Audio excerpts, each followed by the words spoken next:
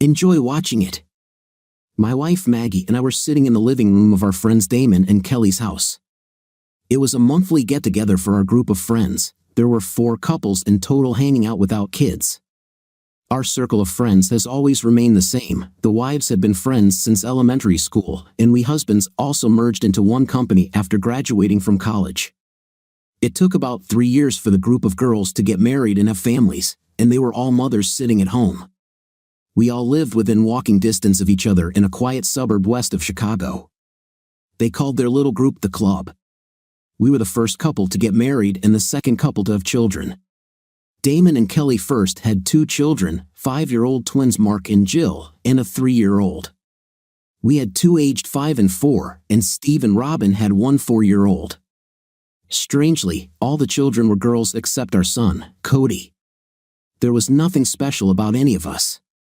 Damon owns a bar called Club Nights. I'm a manager at a grocery store chain, and Steve sells insurance. All the wives were the MILFs next door, cute soccer moms in pretty good shape and all pretty attractive, but Jill was particularly attractive from a young age and, from what I heard from my wife, a little wild. We drank Damon's Johnny Black, the ladies enjoyed their favorite white wine, and the buzz hit us all pretty good. We guys were pretty close, not as tight as the ladies, but we spent time together regularly. This usually took place on the golf course or in the darts league at Damon's bar. As we sat in pairs talking about our children and their latest activities, Jill changed the subject and said, "I like being a responsible mother, but I miss dancing." The other ladies agreed and began reminiscing about their college adventures. Maggie said, "Why don't we go somewhere tomorrow evening and go dancing? We can leave the men on duty with the kids and go out to shake off the cobwebs." Damon said, "Why can't we go with you? Who are you planning to dance with?" Kelly replied, "With whoever wants to join. We can relax and have fun without husbands or kids to worry about." "Wait," I said to my wife, "isn't the point of these monthly parties to have a night away from children? Now you want a night away from your husband too? Why do you need a break from me?" "I don't need a break from you. Why do you ladies think we'll let you get into situations like Damon's stories over the years about wild women and lustful guys caught in his closet or in the parking lot? We've all heard of confrontations between husbands and wives doing things they shouldn't do on the dance floor," I continued. "The point isn't to escape you," Maggie said sharply. "If this bothers you so much." I interrupted, "Spy on us? What would make you think we'd do that?" At this point, the night took a turn towards arguments and accusations. I wasn't the only one concerned about their motives for this night out. It became clear they had discussed it before the party. We felt ambushed, and I was angry. "Okay, let's wrap this up. We need to cool down. This has gone too far over a stupid night out," I said. "I agree," Damon said. "We'll meet tomorrow evening at 6:30 at my place." "Boys, it's not over yet." "We'll see," Mark said, following his wife out the door. I was glad to follow suit, walking out to the driveway. "Come on, Mags. Let's go," I said. She left in anger. I shrugged and said goodnight to Damon and the others. All the way home, she sat silently, crossing her arms over her chest like a petulant child. Her displeasure rivaled that of my 5-year-old. I couldn't shake my anger at this setup. They clearly planned everything, even choosing the night. I think we all trusted our wives, but on some level, we wondered why they felt they needed a night away from us. It's not like we've been married for decades and our lives were boring. Maggie and I had plenty of adult nights out. They were easy to organize since our kids' grandparents lived nearby and loved taking them. They even let us spend the night without the children. Did one or more of the ladies want to cheat? Did they want to flirt and seek attention from men other than their husbands on the dance floor? Why would they think we'd be spying if they went to Damon's bar? What were they afraid we would see? When I pulled into the garage, she opened the door and practically jumped out of the car. Before I could even stop, she had the kids at her mother's. I figured I'd get an earful as soon as the garage door closed. After 3 large glasses of wine at the party, she was relaxed enough to give me a tirade unlike any before. "Why are you acting like a jerk?" I had to think quickly and decide how far I wanted to go. I decided to just let her vent. "Well, what's your problem with me going out with my friends? Do you feel like I belong to you? Do you think I want to do this so I can go and have a night? Answer me. I sighed and calmly said, tell me, why is it so important to go out without your husbands? Why can't you dance with us and shake your asses like you said, with your husbands? Why risk being hit on, or God forbid, worse, when you can dance with us and do whatever you want there? You've heard Damon's warnings about pills and girls being kidnapped on dates. He hears all the warnings and stories from other bar owners and the police. Can't you understand that we're just worried about you? You don't have to worry about anything. All we want to do is blow off some steam. Then do it at Damon's bar where X can keep an eye on you. We'd all feel better if it was there, and you'd save money on fees and drinks. X is Xavier, one of Damon's bouncers on weekends. He's 6 feet 5 inches, 300 pounds, a total wall of don't mess with me. I'll talk to the girls. Maybe we can compromise, she said. Sorry, I don't want to argue. We have the whole house to ourselves, so how about we make good use of it? We shed our outerwear and climbed the stairs. By the time she sat on the bed, she was in her underwear and I was without clothes. We made love. After lying on the bed, I tasted her sweat and asked, how about a shower? She smiled and said, I never want to move from this place. I fell asleep quickly. When the alarm rang, I walked slowly into the shower to wake up, kissed the sleeping love of my life on the cheek, and went downstairs to get a cup of coffee. The argument from yesterday still haunted me, and I knew I would be discussing it in detail over 18 holes and a case of beer with the guys. I grabbed a case of young beer from the refrigerator in the garage, threw my clubs in the back seat of the SUV, and headed out to the golf course. When I pulled into the parking lot, I saw the other guys already had carts, so I pulled up next to them. Hey Paul, we're ready for the round, Mark said. And you owe me $20 from last week's skins when I won the last 4 holes. That's $1 to play this course. I pulled out a $100 bill and handed it to him, saying, hold this. Let's see how much you lose to me today. Damon laughed as I loaded my bag into the cart. Guys, grab some beer. It should stay cool enough in your bags. Damn it, Paul, $6,000 won't make it around the bend, Steve joked. The beer girl might get some of our money today. He handed me a couple of good Toro Gordos and a Connecticut wrapper.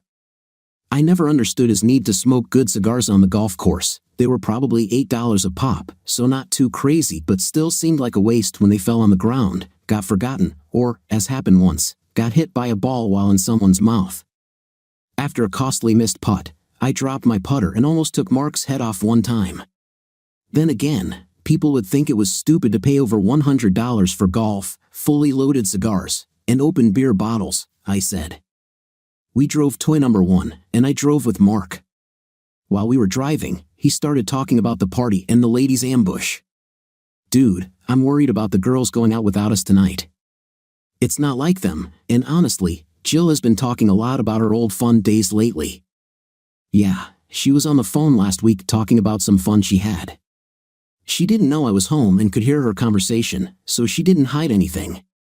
I knew she used to have fun, so it wasn't anything new to me, but she said she missed that lifestyle, which was news to me. Damn, now she wants to drag our wives into it, I said. I really thought she was over all that stuff. Now that I have little Sammy, I never thought I'd have to worry about her being faithful to me. This sucks. He nodded, and I saw sadness in his eyes. It doesn't make sense to me, Mark sighed. She's treated like a queen. She has a new SUV, all the latest home accessories, money in the bank, and a bedroom in the house dedicated to her scrapbooking needs. They have regular date nights. We babysit Sammy for them anytime they need it, so they have plenty of activities unrelated to children. She should be happy, although this may not be the life she wants. Maybe she never wanted to be a mother in the first place. Could the party girl she used to be the real her? I had heard about postpartum depression, but it didn't seem like it was out of my league, and my wife didn't talk about it. I had to think about my wife. Will she cheat on me? Can she cheat on me? Does she know that Jill wants to go back to her old ways? I hadn't noticed any strange behavior. She never refused me intimate. Sure, we were interrupted a few times by the kids waking up, but that's just being a parent. Does she want to try someone else? Am I not good enough for her? Maybe I'm overreacting. Maybe it's just an innocent bachelorette party. Do they have the right to do this? We stopped at the turn before the 10th hole and grabbed some hot dogs. While we were eating, Damon said, "Guys, you understand something's going on with our wives, don't you?" We all nodded in agreement. They were too defensive last night about this for my comfort level. The fact that they were worried about us knowing what they were doing and refused to go to my place doesn't make sense to me. It really ruined my mood. "I agree," I said. "I talked to Maggie about it, and she said they would consider going to your bar as a compromise. But I really don't believe they'll just go there. They have something specific in mind. We just have to find out what it is. How about I ask Rick to follow them if they don't go to my bar?" Damon said.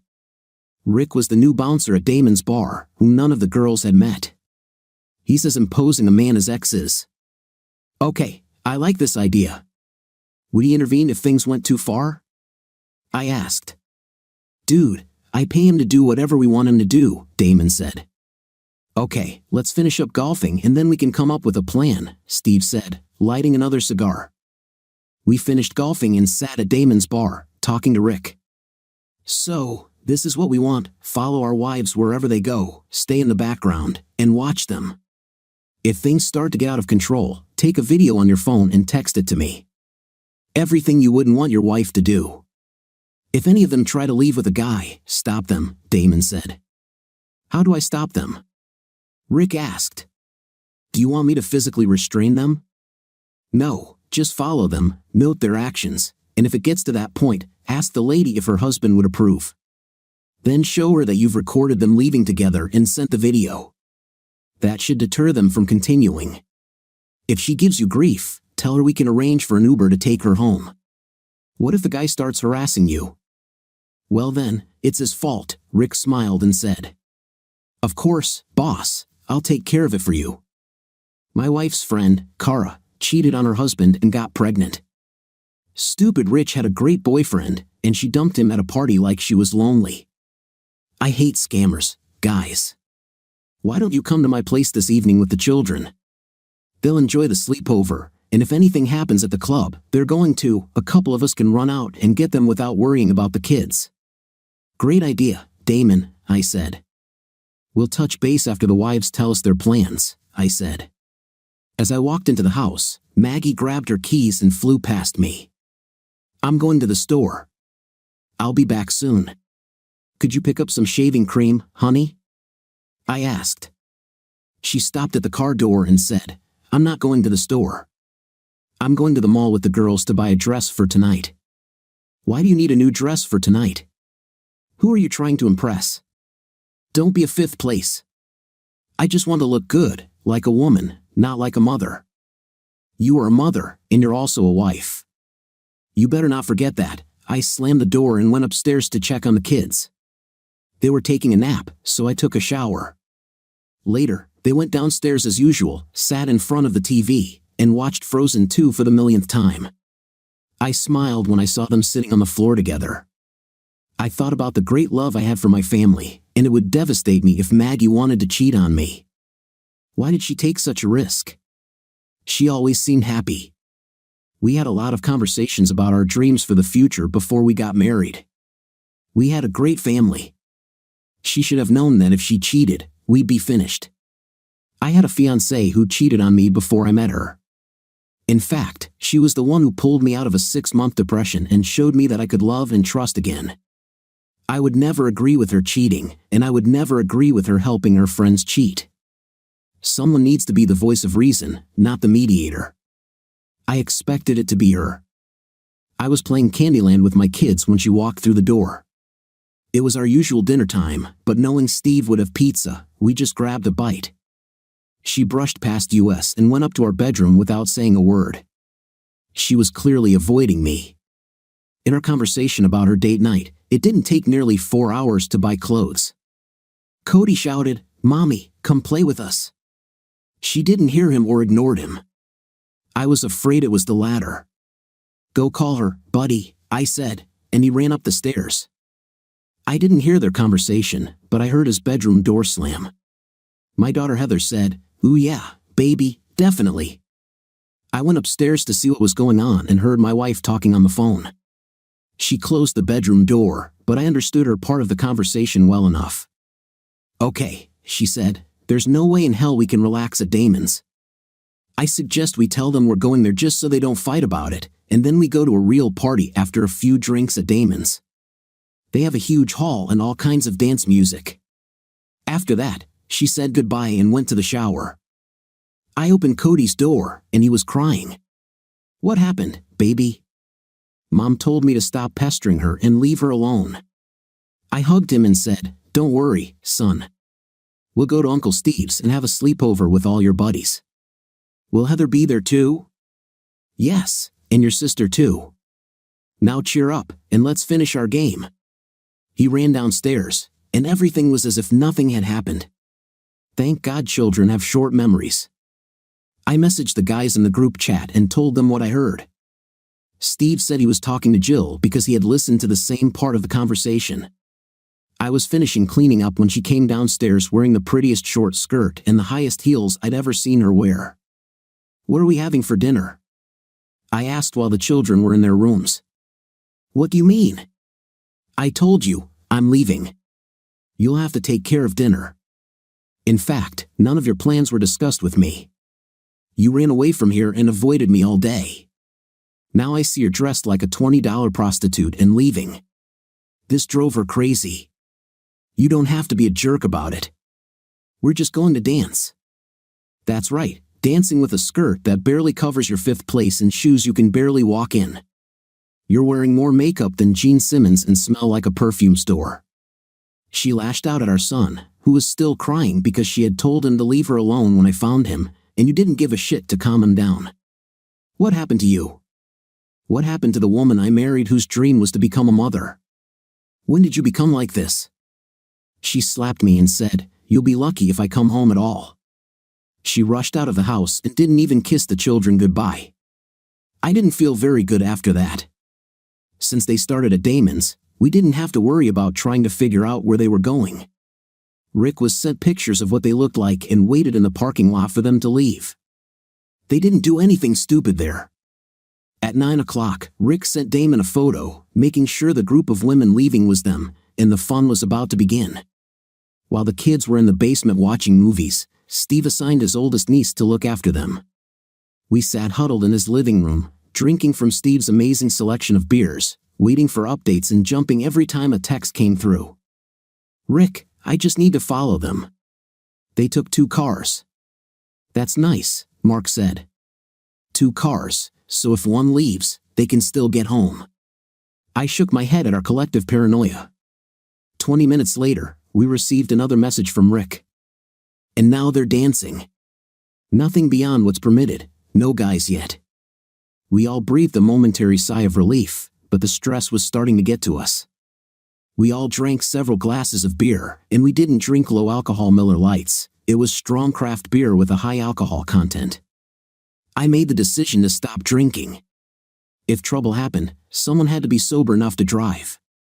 The next message came a little later from Rick. A group of cowboys, all wearing hats and no cattle, brought drinks, lots of appreciative touches, not a single line crossed. By this point, Mark was ready to run out and intervene. "Wait, Mark," I said. "We expected something like this. It's still not as bad as we feared. Let's wait a bit before we start jumping the gun, okay?" "Paul, you're right." "Crap, I'm so nervous, though, we all were," Steve said. "Come on, eat some pizza and calm down.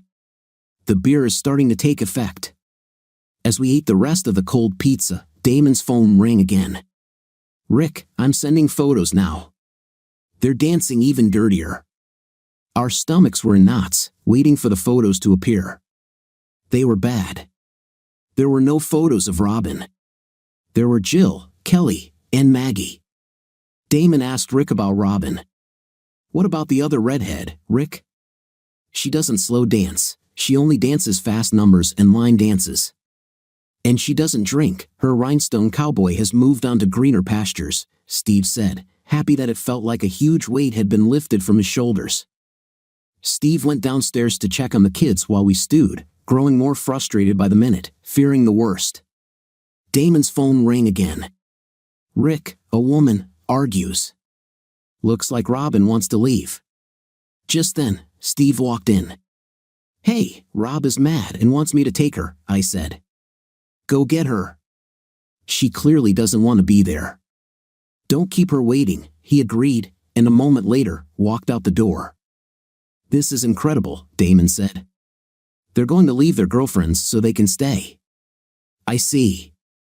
At least we know what's going on, Mark said. If Rick hadn't been there, I'd be desperate right now, worried about her going back to her wild days. 20 minutes later, we received the video. All our wives were depicted in it. I threw my beer bottle across the room as Robin and Steve walked into the kitchen. I told them I didn't want to participate in this. I can only imagine what they will do, Robin said. What do you mean? Mark asked. Jill went out for night. Kelly and Maggie say that's not the case, but Jill encouraged them to join her for some weird party in a motel room. I told them no, and they called me names. Do you believe this? They called me names because I don't want to be a woman of easy virtue. I was about to get up when Robin stopped me. Paul, she said, all she was going to do was dance a little. I don't think Maggie is going to cheat on you. It doesn't look like it. Then we heard the front door close. Where's Mark? Damon asked. Damn, he was just here, I said. Damn, we better go get him, Steve said as we ran out the door. He just pulled out of the driveway like a bat out of hell. Warn Rick, I said. Let him know trouble is coming, and let him keep Mark out of jail. Will do. We pulled into the club's parking lot and waited. Rick let us know that he grabbed Mark when he burst inside. He sent it back, and Mark cooled off in his car waiting for us. Rick watched what was happening inside. He reported that nothing worse had happened yet, they were just sitting and drinking. We found Mark's car, and he came out to meet us. I was really going to kick some fifth place there, but Rick stopped me. I believe you warned him that I was coming. Yeah, we don't need to get you out of jail, Damon said. Damon's phone rang again. Rick, the girls are leaving. Be aware you're there, but let's stick to the plan. Stay in your cars, okay, guys? Get back in the car, they're getting out, Damon said. We saw women's cars 2 rows in front of us, so we got into Mark's Traverse and waited. They walked out laughing, hugging their cowboy wannabes, and Rick was behind them, recording as planned. Jill and her man got into the back seat of one SUV. Kelly and her man got into the back seat of the next car, while Maggie and her man had to find their car for privacy. As luck would have it, while Rick was stopping Kelly and Jill, Maggie was walking towards our car. When she approached, she didn't even notice us. I rolled down the window and shouted, "Hey!" She turned in the wrong direction, looking for me. I saw the panicked look on her face as she looked around. I opened the door, and the others followed me. They went to deal with theirs, and I went to mine. Well, what's going on here? I asked furiously. What the hell do you want, Moran? Her man told me. I want to beat the crap out of you for messing with my wife, that's what. Hey, she said, I'm in the middle of a divorce. I don't get involved with married people. Too much trouble. She began to sob and leaned against the trunk of a nearby car, holding her head in her hands. Yes, it looks like she was telling me the truth. She's in the middle of a divorce right now, I said as I left. You can take her. No! She screamed and grabbed me, trying to spin me around. She must have been very drunk because she stumbled and fell to the ground. As she sprawled on the ground, I saw that she wasn't wearing any underwear. She raised her head and asked, "What are you doing?" I looked at her with all the disgust I could muster and said, "Every time you beg me to forgive you and take you back, I'm going to look at this photo. I'm going to look at you in this moment and remember that you were going to sleep with that guy." Her man came up and said, "Why are you such a jerk? We didn't even do anything. Give me her underwear, you idiot." She sobbed a little more as he helped her up and then pulled her underwear out of his back pocket and handed them to me. I threw them at her and spat on the ground. Goodbye. Go home, change clothes, pack up your junk, and go to your parents' house. I don't want them to see you like this. If you're home in the morning, I'll send them a video of your antics tonight." "No, Paul, please." "I wasn't going to do anything. He was just going to take me home, idiot." "Is this true?" I said, pointing at Rick, who had just punched one of the guy's buddies. "No, we were going to get to know each other better in my car." Maggie slapped him and screamed, "You're an idiot. I never intended to have an intim with you." I shook my head and walked away to see if my friends were okay. 2 cowboys ran past me. As I approached, I saw 2 women arguing with their husbands.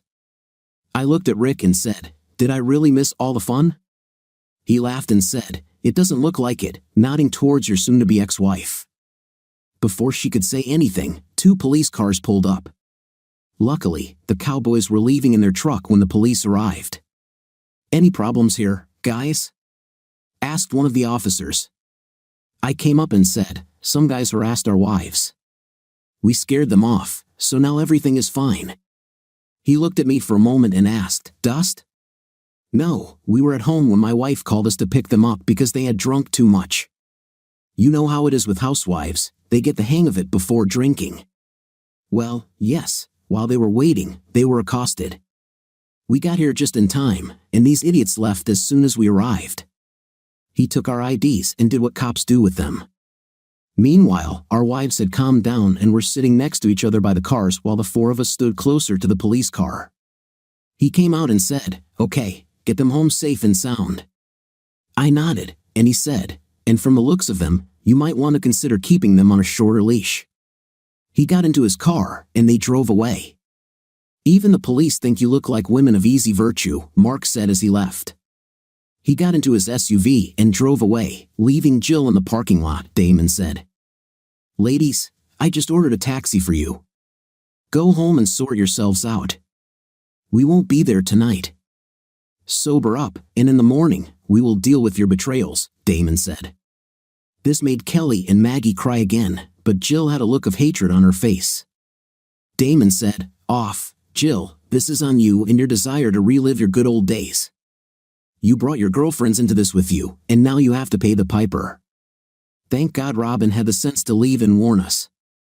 You just sent her home alone so you could get yours. Oh yeah, we all know about the motel party plan.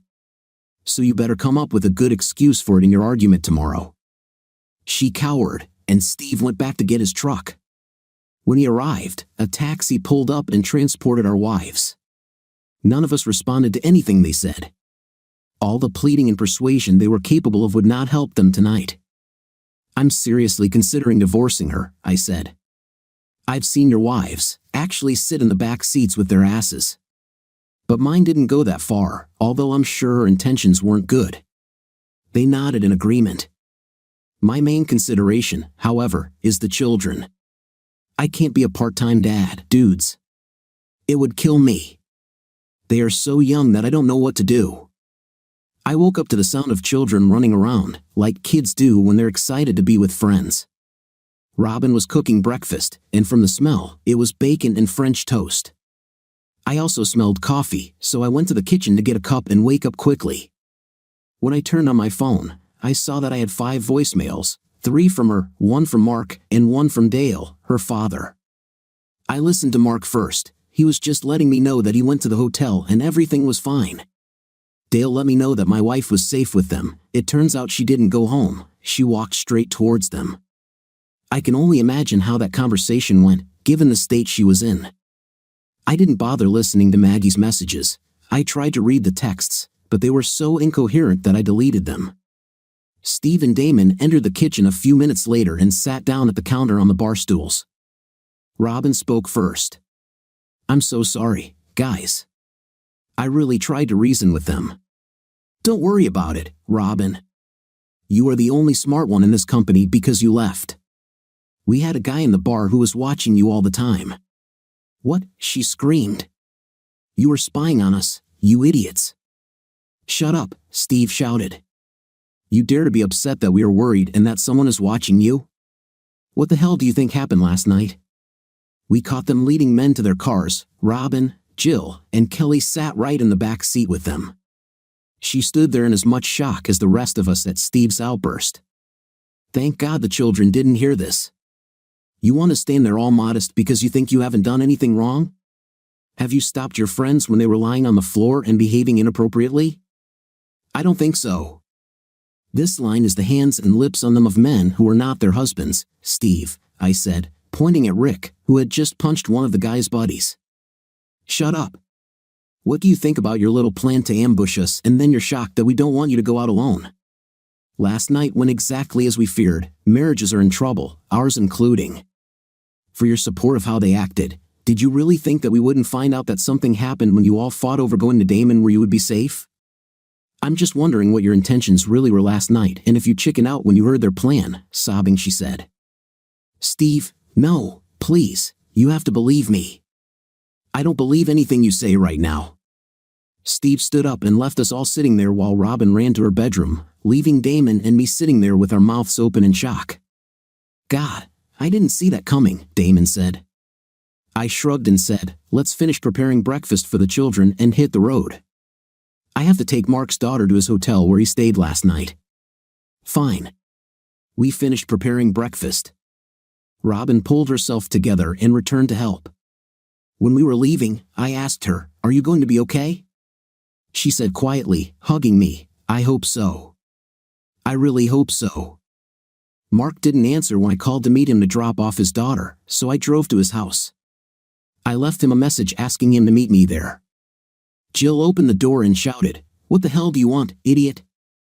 Little Sammy started crying behind me, so I picked her up, turned around, and walked back to my car.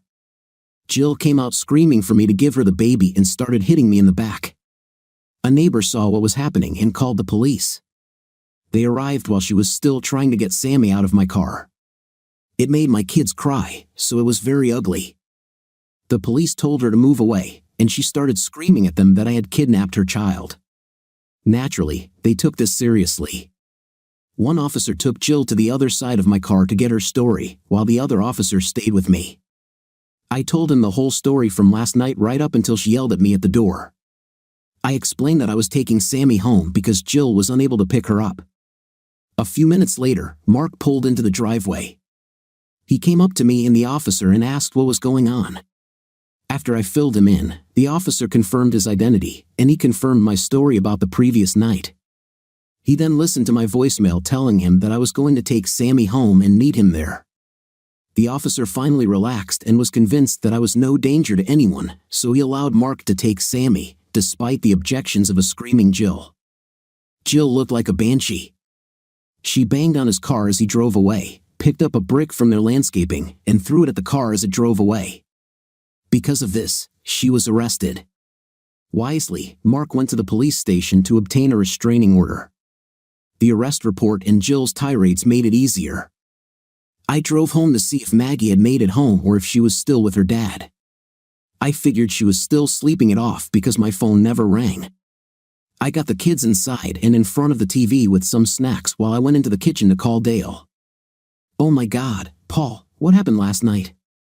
Maggie showed up here half to death, drunk, and dressed like a prostitute, he said. She said you kicked her out, and she didn't even do anything. She passed out before I could get anything else out of her, and she's still asleep. We are terribly worried, Dale. She and her idiotic friends went dancing in those outfits. Let's just say I caught her walking to the car with another man without underwear. Oh my God, yeah, well, she's right that it never went too far, but that's only because I stopped it. She was going to do some irrational things in this guy's car. I'm really sorry, Paul. What will happen now? I don't know, Dale. Can I forgive her for the fact that she intended to cheat on me, and only thanks to my intervention, this did not happen? Paul, you know I love you, but she is my child. I'd like to see you try to forgive her, at least think about it for the sake of the children. Dale, you don't even know half the problem with what she did last night. Even the events leading up to the show that she planned this and did not respect our marriage or our family. I need some time to think about this. You're right about the kids though, this is the main thing for me. Would you mind if I stopped by so you could help me pick up her car from the club she was at? Of course, son. Come in, Kathy. I would like to see your grandchildren if you want to keep them. Sounds like a plan. As we drove to the club, I told Dale the whole story. He was rightly shocked but still asked me to forgive her. Just as we were pulling into the parking lot, my phone rang. It was Maggie. I ignored it, and Dale frowned. You can't hide from her, son. You have these 2 babies, and you need to talk about it. You just can't let this fester. I know. I'm going to go home and wait for her. Will you and Katie stay with the kids while we talk? Certainly. Please listen to her. Perhaps you could talk to a priest or counselor to help you get through this. Of course, Dale. But only one step at a time. I sent my wife a message asking her to meet me at home at 1 o'clock and answer 4 questions honestly to start a dialogue. 1. Did she have a plan to find a man for intimate that evening? 2. Did they plan to go to a motel? 3. Why did she give him her underwear? 4. What was her plan of action in his car? I already knew the answer to some. For the rest, I already received lies from her that night. I could tell if she was lying to me. Her right eye twitches slightly, almost imperceptibly, when she lies. I always managed to catch her even in a small lie. That was probably why she didn't want to talk about her plans before they left. She knows that I know about her nervous tics. Maggie's parents, Dale and Katie, had a fairy tale marriage. They were high school sweethearts who got married shortly after graduating from high school. When Maggie introduced me to her parents, I was amazed at how they behaved. They were always touching each other, always sat next to each other, and if there was only one seat, Dale would stand as close as possible to where Katie was sitting. When I asked for his blessing to marry Maggie, we had a long conversation about how to maintain a happy marriage in the long run. Dale explained, "Paul, marriage is never a straight or smooth path. You can drive for miles without turning or potholes, but eventually, you'll hit one. The key is to make sure your car can handle it when that time comes. The equipment requires maintenance. If you let small problems slide or don't do regular tune-ups and oil changes, your car won't last long. If the road is your marriage, then your car is your relationship. You have to work at it all the time. This doesn't mean just not forgetting anniversaries and birthdays. It's part of the deal. It means making time to be together, being gentle, being caring, and doing the little things that you might not want to do because they're little and they don't seem to matter when it comes down to it. Anyway, if your relationship is properly maintained, you will have a long, fulfilling marriage." I relived this conversation and many others we've had over the past few years. I thought we had a love like theirs. We're not that touchy-feely, but we do take the time to ensure our marriage is maintained, so to speak. I have always been confident in the stability of our marriage and, of course, confident in her fidelity. Until that night, it never occurred to me that she could betray our marriage. Did I miss the warning signs? Have I not done the little things I should have done to keep my marriage healthy? This would require some thought. At 1 o'clock in the afternoon, she returned home and entered the living room looking terrible. She must have just finished crying because her eyes were still red and puffy. "Paul, go get yourself in order. I don't want to look at you in those clothes," I snapped. There was really no reason to force her to change her clothes. Was it really because I didn't want her to look like that, or did I just want more time to think? I looked at the TV again and realized I was watching the DVD that the kids always watched. I shook my head when I realized how lost in my thoughts I was, if I watched Frozen 2 and didn't realize it. She came down half an hour later, freshly showered and wearing yoga pants and a t-shirt. She knew I loved her in those pants because they had led to several bouts of fun lately. I was half sure she wasn't just dressed for comfort, she wanted me to think of her intimacy. "Paul, dear, wait," I said. "I asked that you have answers to 4 questions ready before we talk. Can you answer them?" "Yes," she sighed. "So, what?" She looked at me, waiting for me to continue. I peered into her eyes for a twitch but was momentarily distracted by the slight flirtatious movement of her hair and the way she bit her lip. Damn, I loved her. She made my life difficult, and I don't think it was even on purpose. Since there are no children in the house, I should have already bent her over the sofa, but I allowed her to continue. I never intended to go to a motel with Jill. It was her idea, I swear. I didn't mean to sleep with that guy. I was just going to walk into his car and then Uber home. I'm sorry I lied about it last night. I don't know why I said he would give me a ride. I think I just panicked. She waited, and again, I said nothing.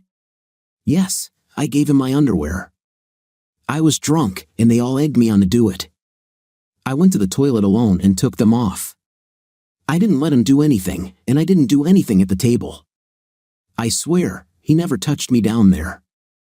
I knew it was true because Rick was watching her and would have seen it happen. I was still angry that she did this. Paul, I swear to God I didn't mean to get into his car. God, I wish you'd wait to see this before you go out. I know you don't believe me, but it's true. I was going to kiss him goodnight. Give me your phone. For what? Do it. Great. Here, I opened her recent calls. I saw calls to all the other girls and thought they needed to clear up their story. Then I saw Simon's phone number. Who is Simon? I asked. Her eye twitched, but she didn't respond. Who is Simon, Maggie? The guy from the bar. Why do you have his number in your phone? I didn't do this. He must have inserted it while I was on the toilet. Yes, of course. There's one thing I can't get out of my head. You told him you were in the process of getting a divorce. Explain this. We wanted them to buy us drinks. We didn't think they would if we told them we were married. Should I buy you a drink? Are you suddenly so broke you can't spend your own money on booze? The bank is full of money. I'm sorry. I don't know what else to say. We were stupid. I understand I screwed up, but I never intended to cheat on you. Well, all the evidence points to the contrary. You hid your plans, your appearance. You slapped me and told me I'd be lucky if you ever came home. You told him you were getting a divorce. Jill was trying to throw a party at the motel, and you were heading to his car without any underwear. Your girlfriend sat right in the back seat with their boyfriends. Every bit of it shows me that you planned to deceive me. She cried and ran out of the room. My anger had already subsided, and I was quite calm. I didn't see any signs that she was lying to me. I just couldn't figure out if it was her actions or her obvious intentions that mattered. I stopped what was actually going to happen, so I had no way of knowing whether he could have gotten her into his car or not in her drunken state. They were able to persuade her to take off and give her underwear. What could they persuade her to do? Her behavior was a complete shock to me. She had never acted like this before. Sure, she got a little more amorous in bed after a few glasses of wine, but nothing like what she did that night. I was completely at a loss, not knowing what to do next. Within 24 hours starting from a dispute in the house, Damon was a completely different person. I left the house without checking on her and called Mark.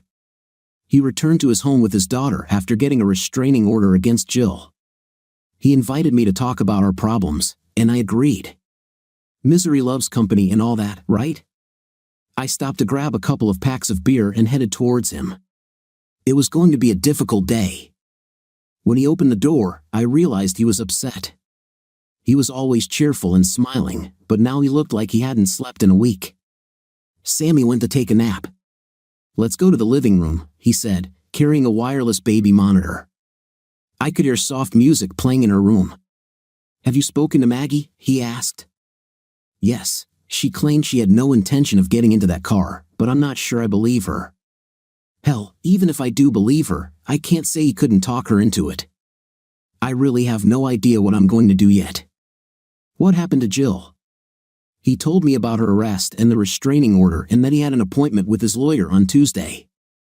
So this is really it? I asked. Yes, here, look at this. He handed me his phone and showed me the string of messages Jill had sent him after she left the club. Oh my God, I said, continuing to scroll. Most of them were insults, and one threatened to take Sammy and leave him, but the last one sent at 1 a.m. read, "Get a DNA test."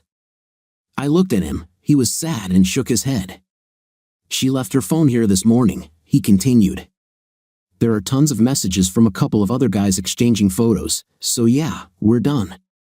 I sent screenshots of them to my email before she returned with a police escort to collect some of her clothes and belongings. As far as I'm concerned, she can rot in hell, although I hope I can get custody of Sammy. I really think Jill is mentally unstable. She certainly seemed like that when she beat me this morning. Sorry about that, I was getting out of the shower when you called. I thought that we would arrive here at the same time, so I didn't call you back. I left as soon as I saw your message. It's okay, brother. What are you going to do, Paul? My main priority is the children. I don't want to be a part-time dad. At least you have a chance to get custody. I don't have anything like that. I guess I have to try to decide if I can survive what she did or not. As much as I want to stay with my kids, I don't want to live with her as roommates either. Damn, Jill did this to everyone else, I'm sure of it. She was the driving force behind this entire night's walk. Maybe you should lean towards forgiveness. She never cheated. I know. I just don't want to act like a wimp and let her think she can get away with this crap. What will happen the next time I'm not there?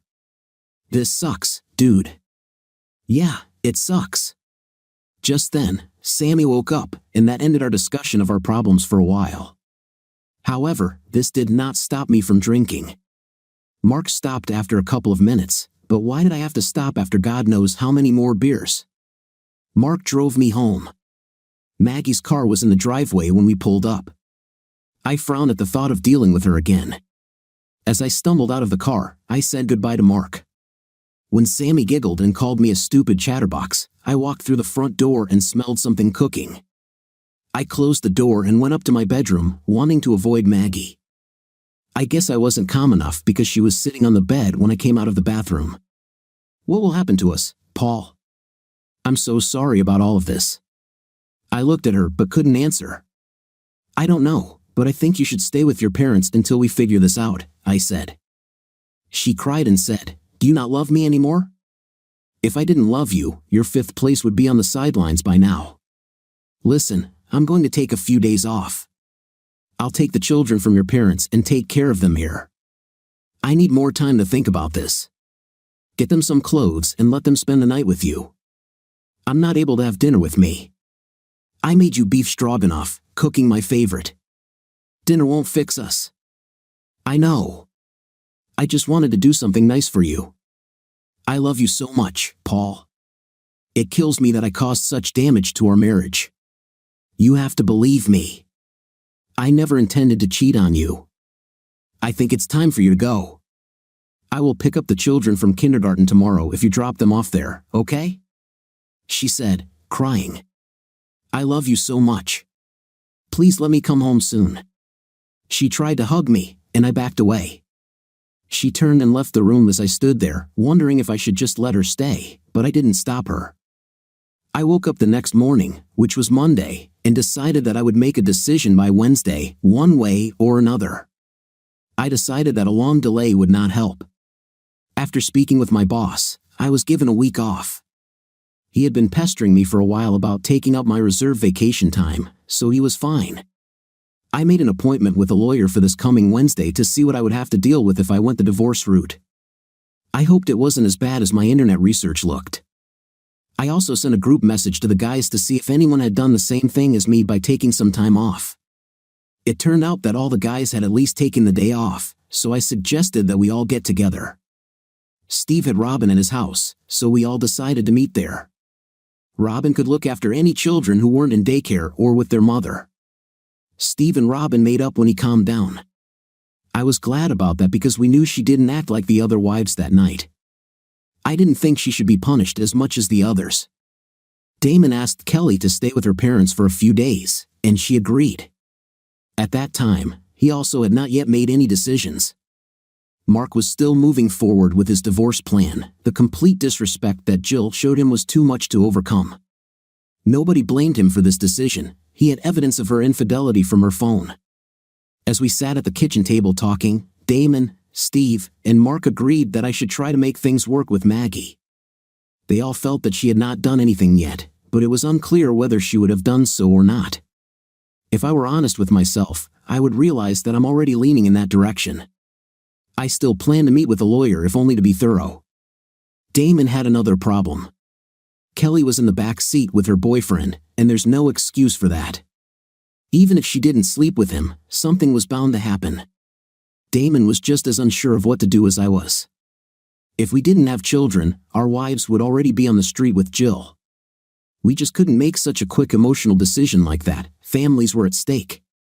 The more I thought about it, the more I realized that the consequences of divorce would be too severe. Wives might have to get jobs, their alimony and child support payments would be huge, and we'd have extra rent to pay for housing. Wives would almost certainly get primary custody. As bad as I felt about it, Damon felt even worse because Kelly went one step further than Maggie. I regretted stopping her that night. I wish I had let her complete all the actions she was going to take with this guy. I would at least have a better idea of her intentions. But what man wouldn't stop his wife in such a situation? I picked up the kids from daycare, and they were unusually talkative. This improved my mood as the day wore on, and I thought less about Maggie.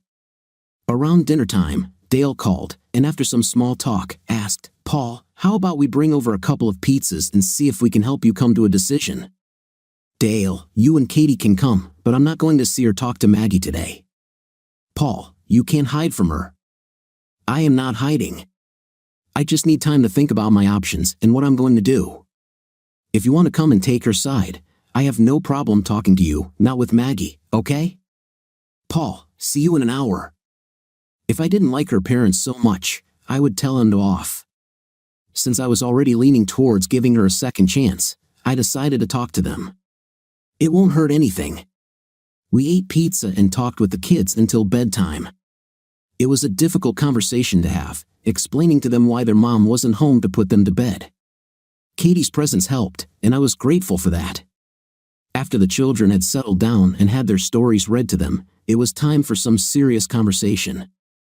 Kathy started by saying, "Paul, where are you now? Is there a chance for you two to stay together?" "There's always a chance. My problem is balancing her intentions with what I know and have seen." She claims nothing happened with this guy, but she told him she was in the process of getting a divorce. Katie gasped. She said it was so he could buy her a drink. We do not suffer due to lack of money. There's no need for men to buy her drinks.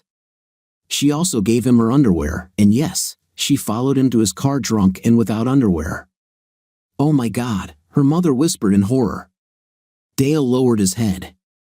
I told Dale the whole story before, and I guess he didn't tell her. I don't blame him, it was enough that he knew what happened. "Paul, I don't know what to say to this," she said, barely audibly. "I know, this sucks," I said. It was because she dared to do it and was too drunk to make the right decision. Who dares ask to take off his underwear in a bar unless he's trying to get into her pants? And who gives it to him if she wasn't going to let him sleep with him? A wife and mother should not behave like this. What the hell am I supposed to do, knowing all this? On top of that, it had been planned in advance. What would it be like for the night, at least for her friend Jill, and maybe for all of them? We asked them to go to Damon's bar, so we knew they would be safe. They said no and that they didn't want us to spy on them. Does this look like it's going to be an innocent night? Not for me. That's why we followed them. Thank God you did it, Dale added. Well, yes. Mark and Jill are getting divorced. Damon and Kelly probably, too. That would definitely be the case if Damon didn't have kids to think about. The only safe couple out of all of us is Stevie and Robin, and that's because she left when they started crossing boundaries. Their marriage was even in limbo because Stevie hated that Robin didn't try to stop their promiscuous behavior. What about a consultation? Dale asked. Oh, that has to happen at the very least if I decide to give her a chance. There's no doubt about it. What made her make this terrible decision to go out with her friends, knowing that Jill was fully planning on picking up men? She should have been the voice of reason and stopped it, not continued to encourage it. They nodded in agreement. I noticed that they, too, were holding hands so tightly, as if they were afraid to let go. God, I wish Maggie loved me so much. Dale asked, What's next, Paul? I'm meeting with a lawyer on Wednesday. I gave myself a timeline to make a decision after this meeting. We really hope it doesn't come to that, son. We hate to see our family torn apart over this. Don't forget that we are collateral damage in your decision. We love you like a son. I know. I love you too. I'm sorry you have to go through this. There was really nothing left to say after that. They said goodbye, and I headed for the bottle of whiskey. On Tuesday evening, there was a knock on my door. Dale delivered a letter written by Maggie. I don't know why she felt she had to write me a letter. I would answer her call. I just didn't want to be around her. The letter didn't say anything that she hadn't already said. I felt like she just wanted to tell me that she loved me over and over again, as if somehow it would be more believable in writing.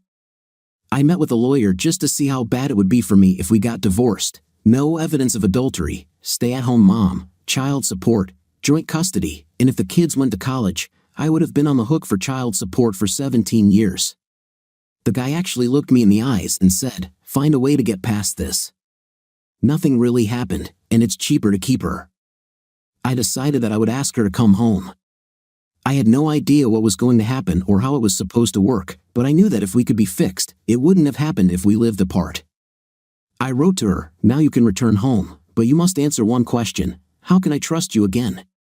I hoped she could tell me because I couldn't figure out how I could trust her in the future. When I put the kids to bed, I still had no answer. The kids were very upset that she was still not home, and I didn't have a convincing answer to tell them why. I read them a story, but they cried until they fell asleep.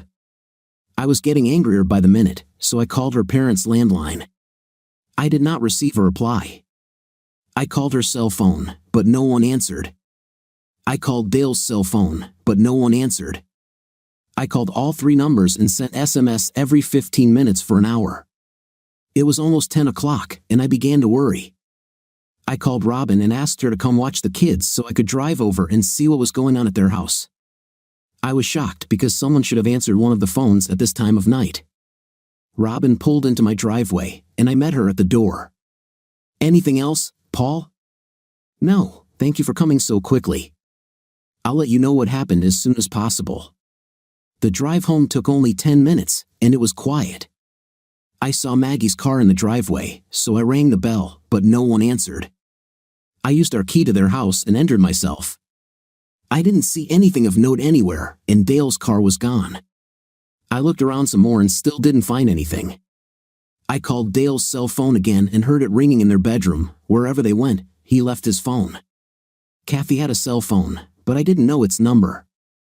I never needed it. They were always together and always called me from their landline. If they called me, we no longer had a landline. We always used our mobile phones. I took Dale's cell phone, and luckily, it was unlocked. I scrolled through and found Katie's cell number. I dialed it in the kitchen when it rang and found it in her purse. Where could they be in such a hurry that they didn't grab their cell phones in her purse? I called Maggie's phone again and heard it ringing in the other bedroom. "Crap," I said out loud. "What the hell is going on?" I had to go to the toilet, and there I saw this on the sink. It was an empty bottle of sleeping pills. I thought the worst and fell to my knees in tears. Why didn't they call me? I thought, gathering my courage, and ran to my car. There was a hospital just a couple of miles away, so I drove like a bat out of hell and left my car running in the emergency room drop-off lane. I ran in and told the lady behind the counter all 3 names. I needed to look up, hoping they weren't there. They had Maggie, but she was in the emergency room, and they didn't give me any conditions. I silently prayed that she would be alive, and luckily, they let me in. I hurried through the maze of corridors, trying to find her room. I found Maggie in bed, hooked up to machines, and thought nothing to say. Neither Katie was there. I took the arm that wasn't connected to the 4 and started crying. A few minutes later, the nurse came in. "Are you related to her?" "She is my wife." "Will she be okay?" "Yes, she had her stomach pumped out. She will sleep a little, but now all her functions are normal. They got her here on time. God bless. I'm glad they found her." Her parents were furious about this. Once things calmed down and they realized they hadn't called you, and they didn't have their cell phones. Soon she will be transferred to a ward where she will be kept overnight. You need to fill out several forms, insurance and all that. "Fine, thank you." Just then, my phone rang. It was Robin. "Paul, she's in the emergency room, you must." "I'm here, Robin. I'm with her." "How do you know?" "Dale says he couldn't call you. I found an empty pill bottle and their phones in the house and feared the worst. I rushed here." Paul, this is Dale. I'm here with her. Dale, sorry, son. When we found her, we rushed to her in a panic and forgot our phones. All our numbers are written in these damn things. We don't even try to remember them anymore. We couldn't figure out how to contact you. Katie was in a bad way and panicking, so I couldn't leave her until they told us Maggie would be okay. As soon as Kathy calmed down, I rushed here to pick you up. Katie is not in the room.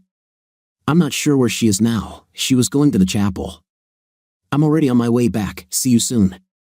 Floor, Robin said, returning to the line. Robin, can you stay a little? Certainly, I'll stay the night. Don't worry about anything here. Thank you, I owe you. Forget it. Keep me informed. I will do so. Thank you. Maggie wasn't going to wake up for a while, and it wouldn't be long before she was moved to another room, so I went to check on Katie. I still needed some answers and wanted to make sure she was okay. I found her in the chapel, praying. She saw me and rushed into my arms. Oh, Paul, I was so scared that she took the pills. Why? What happened? We do not know. She was in her room all day. Sometime after dinner, I went to invite her to tea, as we do every evening, but she was lying slumped on the bed. She barely woke up but said something about a stupid mistake in pills. It didn't take long to realize what she had done. Dale carried her to the car, and we brought her here. We didn't think about taking our phones. I didn't even grab my purse. Yes, I saw it. I came to your house when no one answered my messages. I couldn't understand why she didn't call me after I told her to come home. Did you tell her to come home? Yes, we still have a lot to talk about, but being apart won't help that. Then why would she do this? It does not make sense. She wanted to come home to you so bad. Well, we'll have to wait until she tells us everything herself. Let's go. She will soon be transferred to another ward, and Dale is already returning. Maggie and I were with him when Dale returned. Katie fell asleep. Are there any changes? He asked. No, we're just waiting. Fine. Oh, here are your keys. I saw your car in the oncoming lane. I parked it for you. Thank you. I forgot I left it there. Someone must have turned it off for you. You're lucky it wasn't stolen. I actually didn't think about it at the time. Mr. forgot his phone at home, yes, but we are old. We have an excuse. They settled Maggie in the room and told us to go home and get some sleep. There was nothing we could do, and no one knew when she would wake up. I filled out all the insurance information, signed the required forms, and headed home. After I told Robin about Maggie's condition, she asked me why she did it. I don't know, I said. I asked her to come home, and... Holy crap, what? Asked Robin. I told her to come home, but she had to tell me how I could trust her again. Damn, I bet she got that wrong. I meant it to be an opener for conversation, not closing the door. If she couldn't think of an answer, damn, it's my fault. No, stop that. It is not your fault. She has created a terrible situation for herself and has been in a deplorable state for several days now. It was her choice. You must be strong now so that you can restore her. She will need you now more than ever. You must think correctly. Your children need to be healthy. Fine, it's just not what we needed right now. I can't fix my marriage if I have to fix her first. You and all the other girls that were at the party, what do you think about this? Shit, now we know we were stupid. I'm so sorry you're going through this. She hugged me and left. I took the children to kindergarten and went to the hospital. I walked in half an hour before visiting hours started. Nobody stopped me, so I'm not sure if it was normal or not. I didn't care. She was sleeping when I entered her room. I saw that the tray of food was sitting there untouched. I remembered this was one of the things I filled out the night before, the breakfast selection. I decided that she had not woken up yet, and I was glad of that. I wanted her to see me there when she woke up. I hoped that it would improve her state of mind and at least clarify something if she knew that I was next to her. I took her hand, leaned over, and kissed her forehead. She stirred but didn't wake up, so I pulled a large chair closer and sat down. I held her left hand with my right and looked at the news on my phone. Dale and Katie walked in right at the beginning of visiting hours. They smiled when they saw me. "Has she woken up?" Katie asked. "I don't think so. I haven't seen the nurse yet, and her breakfast hasn't been eaten, but that doesn't mean anything. The children just went to kindergarten as if it were a normal day." "Okay, no need to upset them," Dale agreed. We didn't talk about anything for a few minutes before I said, "When she is released, I will take her home with me. It will be best that way. She needs her stability back, her family, her children. She's clearly lost without you," Katie said. "I just don't understand why," Dale said. "You told her to come home. Why did she do this?" Maggie, who was awake at that moment, said. I squeezed her hand and looked at her with tears in my eyes. "Baby, what you did hurts more than what caused our problems in the first place. Your children need you. I need you. I cannot lose you," I said and kissed her on the cheek. She cried and said, "I'm sorry. I'm so sorry I did this to us. I love you so much. Please forgive me." The nurse came in and put an end to further discussion. The nurse did what nurses do and said, "If your blood test is okay and the doctors don't think you'll try it again, you'll probably get out of here later today." "You are a very lucky woman, more than you think," she replied. The conversation was casual for the rest of the morning, and I left her for a couple of hours when I needed to pick up the kids. Her parents and I decided that I would bring the children to visit her. We decided that she could use all the positivity we could muster for her. While I was waiting for the elevator, the doors opened, and Jill and Kelly stood there. Robin must have told them what happened. Jill saw the expression on my face and held out her hands. "We just want to visit her. We don't want any problems," she said. "You caused this. This is a direct result of your night out," I said. "If you don't get out of here now, I'll call the police and tell them you're following us. I'm sure this will look great at your upcoming court date when you try to get custody of your daughter. You're an idiot. This restraining order is bullshit, and you know it. What I know is that you are not the woman you say you are. You are a monster for threatening Mark. I saw your messages. You disgusted me. If I ever see you around my wife again, I will do everything in my power to hurt your chances in court." She looked like she was ready to strike when Kelly grabbed her arm and pulled her away. "You don't need this now," she said.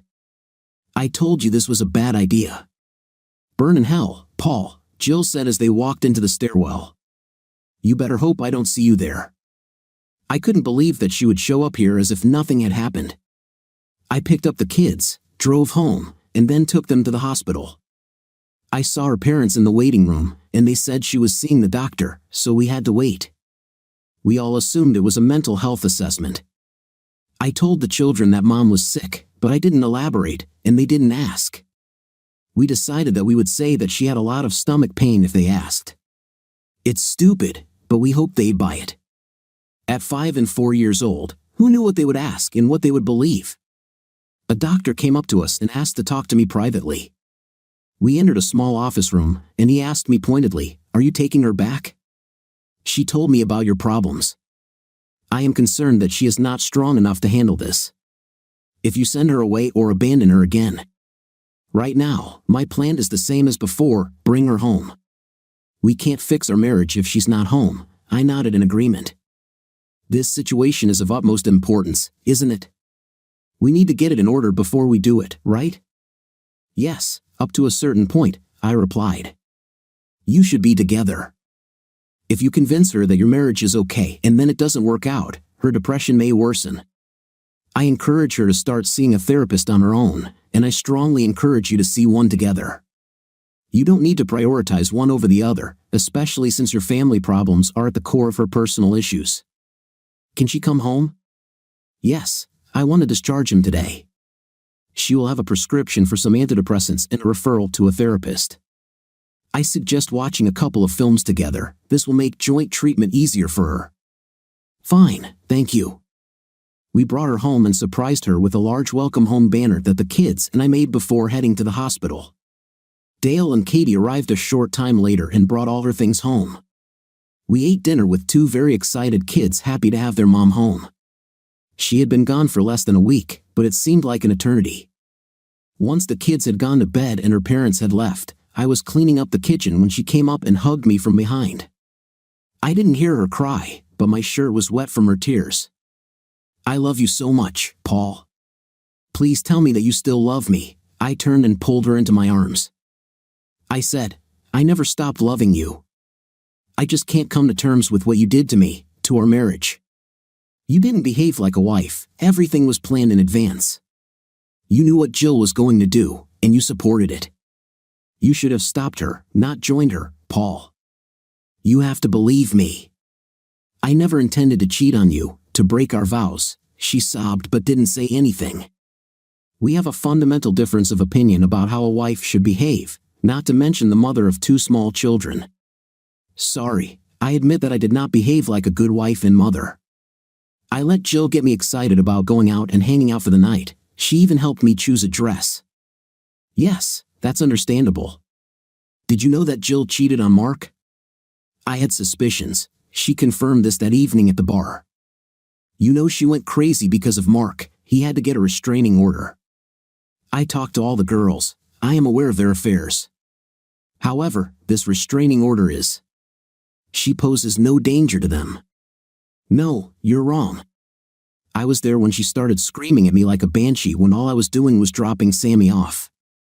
She attacked me. I saw her attack Mark's car and throw a brick at it. I was there when she was arrested. I didn't know. Yes, did you know that she sent him abusive messages and threats? She is a monster who needs help. I had no idea. Sorry, she said, as if he was hurting her. No, this divorce will be very unpleasant. I hope this will be enough to eliminate her influence from your life. She was the cause of all our problems. I didn't even let her see you at the hospital. I know she called me, by the way. I appreciate it. I didn't want to see her, believe it or not. I'm upset with her and I don't want to be around her. I can't believe she talked Kelly into going to the motel with them. Oh, this is new information, she sighed and said. I'm not going to lie to anyone. They were going to warm up their guys, then they were going to rent a room. That's why I wasn't in Jill's SUV with my boyfriend. I wasn't going to do all this, and I certainly wasn't going to a motel.